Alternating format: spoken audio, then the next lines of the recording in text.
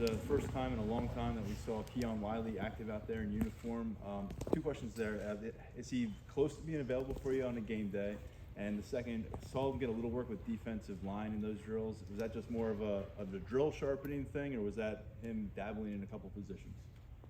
No, there's no position changes. I'm not sure if that was just a rotation that you saw, but there's no position change. And timeline, really just whenever he feels like he's ready to go and the trainers and doctors feel like he's ready to go, but he is getting closer. What could he mean for your linebacker depth at this stage of the season for the Well, he's final push? a guy that we were really excited about coming into the season before the injury, so having him back would be helpful on defense and on special teams.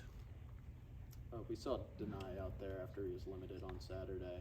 How confident are you that he could be a full go for this weekend? Yeah, he felt a lot better this Sunday than he did the previous Sunday, so he was able to play a little bit last week, so having him back would be big. James, how important is it for guys to be able to play through bumps and bruises at this point of the season, knowing how long the season might be? Yeah, I think it's really important. That's, I think, part of just kind of growth as an individual football player. Not a whole lot that we can do about it as coaches. Is something they just got to figure out with the trainers and doctors. Everybody's temperament about it is different, but yeah, I think that's just part of growth and maturity as a football player, and knowing the difference and trusting the opinion of the doctors and the trainers of what's something you can't go on and what's something you can. And obviously there's a ton of examples of that in NFL and college. But some guys, it's their first time having an injury, and they got to figure that out as well. They got to figure out what it's like to kind of work through that process. Coach, on Monday, when we were talking about how the players were talking to us after the game and kind of their thoughts on rematching and whatnot, you said you were really happy with the way they were handling it. Now that you've had a week of practice, have you seen anything specific that stands out, and maybe how players' attitudes maybe are different, or how players have handled this adversity and coming off the loss? No, not specifically. No specific examples. I think the most important thing for us is how did we practice on Tuesday and how did we practice on Wednesday, and I thought those practices were good. I think the coaches have been good. Most importantly, we got to get better this week and find a way to beat Washington. We do those things over the next couple weeks, then all the things that we want to do are still in front of us. Hey James, is it easier or harder to go up against a team that plays with a lot of NFL influence and a lot of NFL concepts on both sides? Yeah, I think it really depends, right? Everybody's got NFL influence. Everybody does studies. Everybody talks to people. Everybody does off-season trips or brings people in and does studies. So there's always that influence. But yeah, I think when you got guys that have spent their careers in the NFL, I think there's some challenges that come with that, with facing those types of guys. But I also think there's some challenges for them because you see a lot of different things in the college game that you don't see in the NFL. Probably the worlds are probably closer than they've been historically, probably over the last 5-6 years. But I also think they have challenges coming back to college, and the rule changes and some of the differences and some of the play styles. There can be challenges in both directions. Hey James, how close would you say Tyser Denmark is to potentially getting more active in the rotation for the wide receivers on game day? Yeah, as you guys know, there's a lot of excitement about him early in camp, and I think there still is.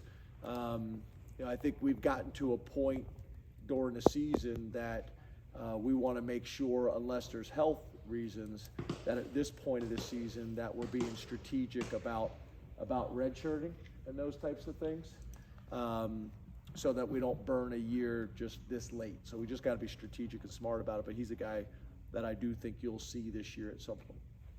Obviously, after KJ went down, the safety room kind of came into a spotlight with getting Dejon up to speed and everything. But the last couple of games we've seen maybe a little more Tyrese and not as much Dejon behind Jalen and Zach Key. So I guess where do you see that room right now? Yeah, I don't really see it the way you see it. What you're talking about, I think, is with Tyrese in a goal line package, which is a very specific responsibility that we're asking him to do. But yeah, I think, again, part of it is, like we talked about, it's based on competition, and there's some games where you feel like you can get a younger, less experienced player in there, and there's some games where you don't feel like it's the right thing to do. You're gonna go with your starters, your experienced guys as long as you can. James, Omari was a guy that you were excited about coming into the season. He obviously got off to a hot start. Just 3 catches in conference action. Is there something within this offense, within Omari, that needs to be unlocked or has gone missing? Or is there something you could attribute that to, just considering how hot his start was and essentially not putting up those kind of plays in Big Ten action? Yeah, I think there's times where we call shots to him down the field, and it's covered. There's times where we call shots to him down the field, and we get pressure. There's things like that are going to show up, and then there's been some other opportunities as well that we got to get him involved in other ways. But getting our wide receivers more touches and more opportunities is important. But we also have to create more separation, make more contested catches, all those things. It's a combination of all of it.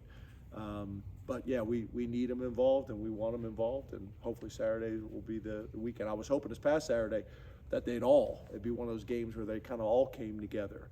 We've had a game where Liam was good. We've had a game where Julian made big plays for us. We've had games where Amari has stepped up and Trey. We'd like to get to the point where all of those guys are factoring in on a weekly basis. James, you talked about not letting one loss turn into 2. What are you emphasizing at the end of this week so you make sure you guys are prepared for Saturday? Yeah, just focusing on Washington.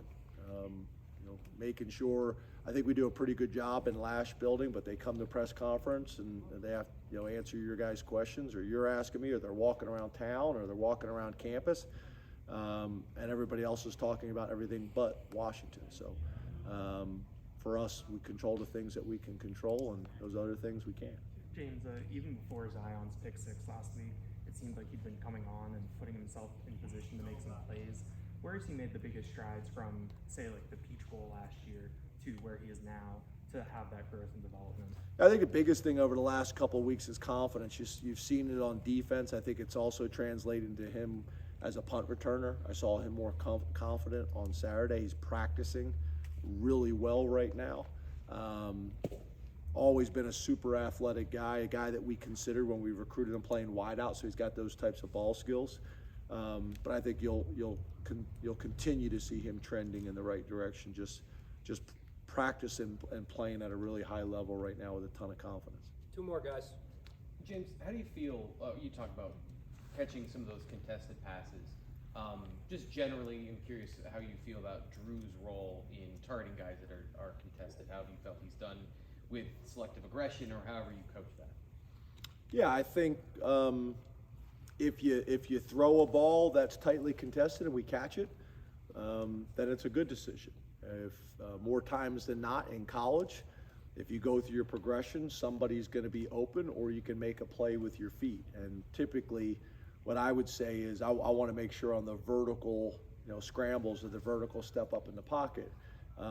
If we're throwing a ball to somebody on an in-breaker that's open, then we want to do that every single time. But if it's tightly contested and you can get vertical and go get 4 to 6 yards with your feet, that's valuable rather than throwing a tightly contested ball and out 2nd and 10 or whatever it may be. So it's a combination of both. If you're going to throw a tightly contested ball, it better be very accurate, and we better make the contested catch. If not, then those can become tips and overthrows, and those lead to real bad things. James, we saw Caden out there. How close is he to being able to do some things for you, and what would he bring to the table if and when he's able to play? Yeah, just an experienced guy as a receiver and as a punt returner. He's done some pretty good things. It'd give us another guy to kind of rotate in and consider. His injuries kind of dragged on for a while. That'll be really up to him and the trainers and doctors. Thanks, Coach. Thanks, guys.